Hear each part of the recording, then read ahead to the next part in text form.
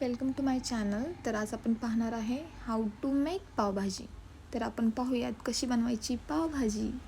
तर ही आहे बघा पावभाजीसाठी काय काय साहित्य लागतं. तर आपण घेऊयात. सो मी घेतलं आहे सगळं. ह्याला बारीक बारीक चिरून घ्यायचं सगळ्याला. बटाटा किसून घ्यायचा, कच्चा बटाटा आहे तो. कांदा, कोथिंबीर, टमॅटो घ्यायचं. आता आपण शक्यतो कुकरमध्ये करा, खूप लवकर होईल. तेल टाकलं आहे, कांदा घेतला आहे. आता हा कांदा लालसर असा भाजून घ्यायचा आहे. नंतर टमॅटो टाकायचे त्याच्यामध्ये. गॅस बारीक करायचा आहे आणि टमॅटो असे हलवत राहायचे, खाली चिकटलं नाही पाहिजे. नंतर आपण आलं लसूण पेस्ट टाकायची आहे.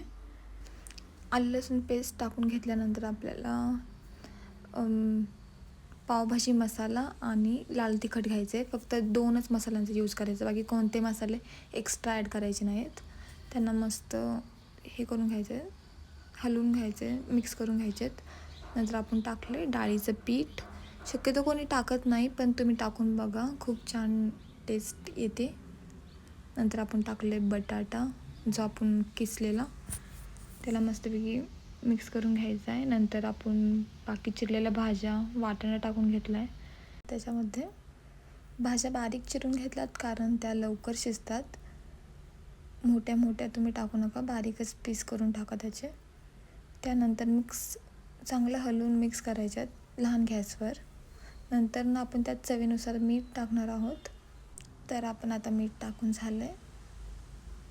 गरम पाणी केलं होतं आम्ही साईडला, ते पाणी टाकून घ्यायचं आहे, हलवायचं आहे आणि कुकर बंद करायचे.